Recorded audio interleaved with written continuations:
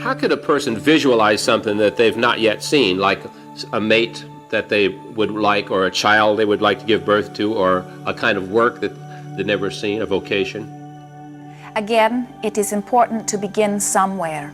By saying, I want to know what I want, you will begin to attract, by law, all sorts of examples. And as you are collecting the data, as we said earlier, letting your dominant intent in the day be to look for things that you are wanting, then you can look around you and see in others those traits or characteristics that you would like to have in your own mate or companion. Truly, the perfect role model for you regarding any subject does not exist. You are the creator of that. Sometimes we hear it said, I wanted to be wealthy, and then I met a man who was wealthy, but he had bad health and a rotten marriage.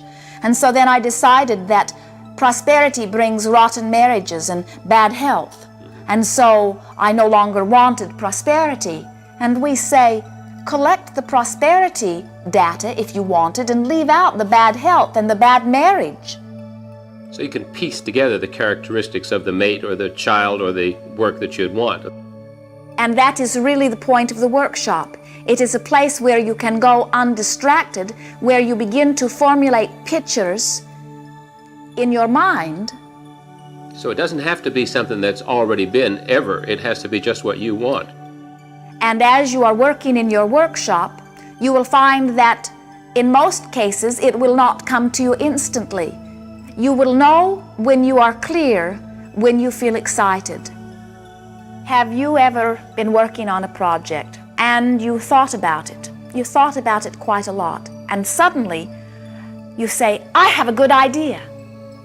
That feeling of, I have a good idea, is your point of launching your creation. In other words, you have been mulling the thoughts over until you have become specific enough that when you hit upon the perfect combination of thoughts, your inner being offered you emotion saying, yes, that is it, now you have it. And so the point of the workshop is to think about all sorts of things until you have that sensation of good idea. When a strong intention that we've been visualizing hasn't yet materialized, what's the most common cause for that? There are two that are equally common. The first is you stifle it at birth. You say, I want whatever it is, but. And as you add your but, you cancel it or defeat it at birth. The other, equally common repulsion of what you are wanting comes because you have wanted it, you have wanted it, you have wanted it. And it seems that it is so slow in coming because you are pushing it away with your negative thoughts. You are noticing the lack of it more than you are giving your attention to what you are wanting. If you could identify what you want and then think about it till you get it, all things that you want would be yours very quickly. If you could spend your time envisioning what you want rather than giving your attention to the reality of what is, you would be attracting more of what you want instead of more of what is. Right. It is a matter of changing your magnetic point of attraction. You must get your eyes, your words and thoughts off of what is and put them upon what you are wanting. And the more you think and speak of what you want, the faster it will be yours. How do you feel about telling someone, just be patient? As you are giving thought to what you are wanting, knowing that what you are wanting is yours, it is a matter of allowing it into your experience. You will have not so much need for patience because things will not take so long in coming.